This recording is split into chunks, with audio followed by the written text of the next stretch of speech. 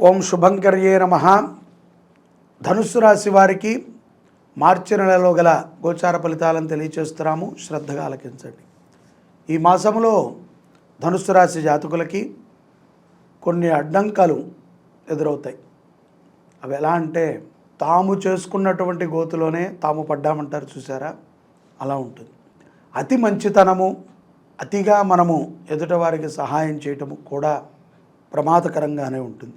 అందుకనే మనకి శాస్త్రం ఒక వచనం చెప్పింది, అతి సర్వత్ర వర్జయేత్. దుడుకుగా మాట్లాడేటువంటి కొన్ని లక్షణాలు ఈ మాసంలో ప్రమాదాన్ని తెచ్చిపెడతాయి ధనుస్సు రాశి వారికి. ఉద్యోగంలో కానీ వ్యాపారంలో కానీ కొంత అవమానాలు కూడా ఎదురవుతూ ఉంటాయి. అయినప్పటికీ ఏది ఎలాంటి సిచ్యువేషన్స్లో ఉన్నా ధనుస్సు రాశి జాతకులు మనోధైర్యాన్ని కోల్పోకపోవటమే మనం ఇక్కడ ప్రశంసించవచ్చు, వారిని అంటే పొగడవచ్చు. ఏది జరిగినా మనోధైర్యం కోల్పోకుండా ఉంటారు.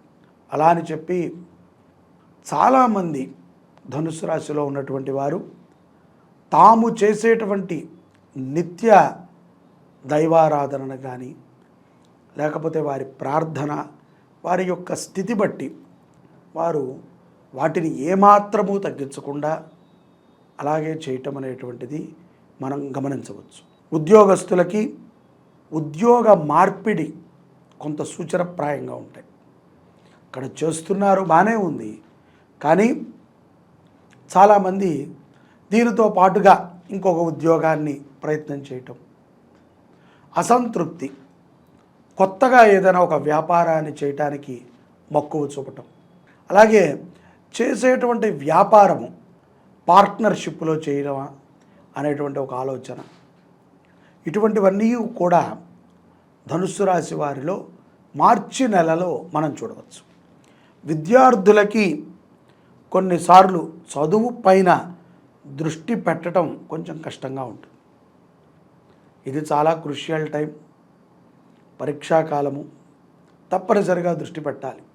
అందున కొన్ని సబ్జెక్టుల యందు వీక్గా ఉండటం వల్ల బాగా టెన్షన్ కూడా తీసుకుంటూ ఉంటారు ధనుస్సు రాశిలో ఉన్నటువంటి విద్యార్థులు. శ్రద్ధతో చదవండి. ప్రతిరోజు కూడా ఉదయం 5 గంటల నుంచి మీ విద్యాభ్యాసం ప్రారంభించండి. ప్రతిరోజు 5 గంటలకి లేచి చక్కగా మొహం కడుక్కుని కొంచెం మంచినీళ్ళు తాగి చక్కగా లైట్ వేసుకుని స్ట్రైట్గా కూర్చుని చదవండి. తప్పకుండా మంచి విద్యని మీరు పొందుతారు. చదివింది మీకు గుర్తుంటుంది. అంతే తప్ప లేవటమే హడావిడిగా టకటక లేచేసి స్నానం చేయకుండానో చేసో ఏదో శుభ్రత లేకుండా ఏదో అమ్మ చెప్పిందని దేవుడికి దండం పెట్టుకుని పట్ట పరిగెత్తదు. కొంత మీ మీద మీరు శ్రద్ధ పెట్టుకుంటే మీరు చాలా చక్కగా చదవగలుగుతారు. ఉన్నత విద్య కోసము కొంతమంది విదేశాలకు కూడా ప్రయత్నం చేస్తున్నారు. సరైనటువంటి మార్గంలో ప్రయత్నం చేయండి, విజయం సాధించగలుగుతారు. కుటుంబ సభ్యులతో సంతోషంగా ఉంటారు ధనుస్సు రాశి జాతకులు. అలాగే అనేక విందు వినోదాలకి హాజరవుతారు. మాకెవరూ లేరు, మేము పిలిచినా మమ్మల్ని గుర్తించరు కాబట్టి మేము వెళ్ళము అనుకునే వారికి మేము చెప్పలేం, కానీ చాలామంది వెళతారు. బాధ్యతను కూడా తీసుకుంటారు. అలాగే తోబుట్టువుతో కొంత స్పర్ధ ఉన్నటువంటి వాళ్ళు, గొడవలు ఏమన్నా ఉండి అక్క చెల్లెళ్ళతో మాట్లాడట్లేదు అనుకునేటువంటి వారికి ఆ స్పర్ధని తొలగించుకోండి. ఏదో అండి చిన్న కారణాల చేత మనం విడిపోతాం.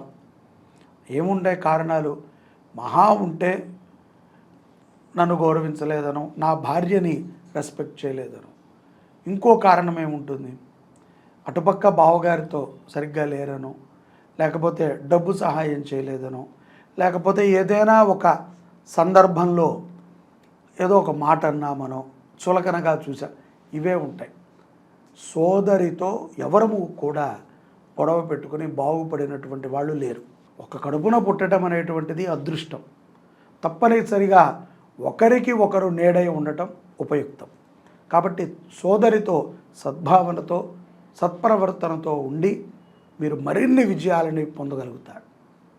అలాగే ప్రేమ వ్యవహారములో మాత్రము ధనుస్సు రాశి జాతకులు ఎవరూ దూరకండి. ఇది మోసపూరితంగా ఉంటుంది. దాని ద్వారా మీరు డిప్రెషన్కి కూడా వెళ్ళాల్సి వస్తుంది. పైన పటారం లోన లొటారం అనే విధంగా జీవితం ఉంటుంది. చాలా జాగ్రత్తగా ఉండాలి. అలాగే జీవిత భాగస్వామితో అసందర్భంగా గొడవలు పడుతూ ఉంటారు. తనేదో ఆఫీస్ టెన్షన్లో ఉండగా ఫోన్ చేయటము, లేకపోతే మీరేదైనా తనకి ఫోన్ చేస్తే సరిగ్గా రెస్పాండ్ అవ్వలేదనో, ఏదో ఒకటి. ప్రతి పనిని కూడా పంచుకోవాలండి. పూర్వం నుంచి ఇది అలవాటు ఉన్నదే. ఇప్పుడు భార్య చేస్తుంది కదా అని భర్త చేయట్లేదు, భర్త చేస్తున్నాడు కదా అని భార్య చెప్పడం మానేస్తుంది. కొంత గ్యాప్ వచ్చినా ఆ గ్యాప్లో ఎంతోమంది దూరతారు. కాబట్టి చాలా జాగ్రత్తగా ఉండాలి. మీ కృషితో తగినటువంటి గొప్ప గొప్ప విజయాలని ఈ యొక్క వ్యాపారవేత్తలు సాధించగలుగుతారు. ఎటువంటి పని ఉన్నా సరే, ఎంత బిజీగా ఉన్నా సరే, ప్రతి మంగళవారము బాగా గుర్తుపెట్టుకోండి, ధనుస్సు రాశి జాతకులు ప్రతి మంగళవారము కూడా సుబ్రహ్మణ్యేశ్వర స్వామిని దర్శించండి. సకుటుంబంగా దర్శిస్తే మరీ మంచిది. లేకపోతే ఆఫీస్కి వెళుతూ అయినా కంగారుగా కాకుండా ఒక 5 నుంచి 8 నిమిషాలు స్వామి సన్నిధిలో ఉండండి. ఇలా మీరు చేయగలిగితే కుటుంబంలో ఉన్నటువంటి చికాకులను తొలగించుకుంటారు. అలాగే కొన్ని పాత బకాయిలు కూడా ఈ యొక్క ధనుస్సు రాశి వారికి మార్చి నెలలో వసూలు చేసుకోవడం సులభం అవుతుంది. ఖర్చులు పెరుగుతాయి. పిల్లవాడికి ఉన్నత కాలేజీ విషయంలోనూ చదువుల విషయంలోనూ మీ స్థాయికి మించి చేయాల్సి వస్తుంది. ఇప్పుడే మనం అనుకుంటాం పిల్లలు కాకపోతే ఎవరండి అని, కానీ మీ స్థాయికి తగ్గ విధంగానే చదివించండి. అప్పు చేసి 1 సంవత్సరం చదివించగలరు, 2 ఏళ్ళు చదివించగలరు, పదే చదివించలేరు కదా. మీ స్థాయికి తగ్గ విధంగా మీ పిల్లల్ని చదివించండి. వాళ్ళు తప్పకుండా అభివృద్ధి చెందుతారు. ఆరోగ్యం కొంత బలహీన పడుతుంది. స్త్రీలకి, విదేశాలలో ఉన్నటువంటి వారికి కూడా కొంత బద్ధకం ఏర్పడుతుంది. ఉన్నాయి కదా చూద్దాంలే అని. మీ బద్ధకమే మీకు ప్రమాదాన్ని తెచ్చిపెడుతుంది. తప్పనిసరిగా తల్లిదండ్రులకి దూరంగా ఉంటూ ఒక కుటుంబాన్ని విదేశాలలో స్థిరపరిచి ఉన్నటువంటి వారు తప్పనిసరిగా మీ జాతకాన్ని పరిశీలన చేసుకుని ఉన్నటువంటి గ్రహశాంతిని చేసుకోకపోతే రానున్న రోజుల్లో ఇబ్బంది చవి చూడాల్సి వస్తుంది. కర్మభూమిలో లేరు, మీరు అకర్మ భూమిలో ఉన్నారు. ఏదో మీరు ఇక్కడ తల్లిని పోషిస్తున్నాం, తండ్రిని పోషిస్తున్నాం, దూరంగా ఉన్నాం, మాకన్నా గొప్పవాళ్ళు లేరు అనుకుంటున్నారు. రేపు పొద్దున నువ్వు ఇక్కడికి వస్తే నవ్వుతారు అందరూ. కాబట్టి గౌరవంగా బ్రతకటానికి తగ్గ మార్గాలని మీరు వెతుక్కోవాలి. అలాగే ఏదైతే కనుక దుర్వ్యసనాలు ఉన్నాయో, చాలామంది విదేశాలలో ఉన్నటువంటి వారు తాగుడుకు అలవాటు పడుతున్నారు, తిరుగుడుకు అలవాటు పడుతున్నారు, అబద్ధాలు ఆడుతున్నారు, ఒక భక్తి భావన ఉండదు. పైగా అందరం చెప్తాము సనాతన ధర్మం, నేను హిందువునండి అని. లేకపోతే గట్టిగా మాట్లాడితే మతం మారటం. ఇంతకన్నా మనం చేయగలిగింది ఏమీ లేదు. మనలో ఉన్నటువంటి తప్పుని మనము ఒప్పుకోలేం. పౌర్ణమి తర్వాత అనుకోని ప్రయాణములు కొన్ని వచ్చేటువంటి సందర్భాలు ధనుసు రాశి వారికి ఉన్నాయి. ఉద్యోగస్తులకి కొత్త ప్రాజెక్టులు లాభాన్ని చేకూరుస్తాయి. అది అభివృద్ధి లాభమా, స్థానచలన లాభమా, ఉద్యోగంలో జీతం పెరగటం లాభమా అనేటువంటిది మీ యొక్క ప్రవర్తన, మీ విధిలో మీకే తెలుస్తుంది. అలాగే వ్యాపారస్తులు కూడా మంచి లాభాలను చూస్తాడు. అలాగే వ్యాపారముని అభివృద్ధి చేసే పదంగా కొన్ని ఆలోచనలను కూడా మెరుగుపరుచుకుని చేస్తారు. బ్యాంకు రుణాలు కూడా ఈ పౌర్ణమి తర్వాత ధనుస్సు రాశి వారికి లభిస్తాయి. కోర్టు వ్యవహారము మాత్రము సర్దినట్టు సర్దే మళ్ళీ ఓపెన్ అయ్యేటువంటి సందర్భాలు ఉంటాయి.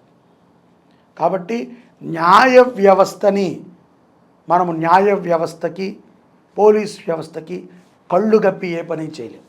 మాట మృదువుగా ఉండాలి. అహంకారపూరితమైనటువంటి మాటలను కట్టుబెట్టండి. ఆరోగ్యం పట్ల శ్రద్ధ అవసరం. పెళ్ళి కాని యువతీ యువకులకి ఈ మాసాంతములో చక్కటి సంబంధాలు వస్తాయి. ప్రయత్నపూరితముగా ప్రయత్నము చేయాలి. అలాగే ఉద్యోగము లేనటువంటి వారికి కూడా ఉద్యోగ అవకాశాలు లభిస్తాయి. దూరముగా లభించినా కూడా ఆ ఉద్యోగములో జాయిన్ అవ్వటం ఉత్తమం.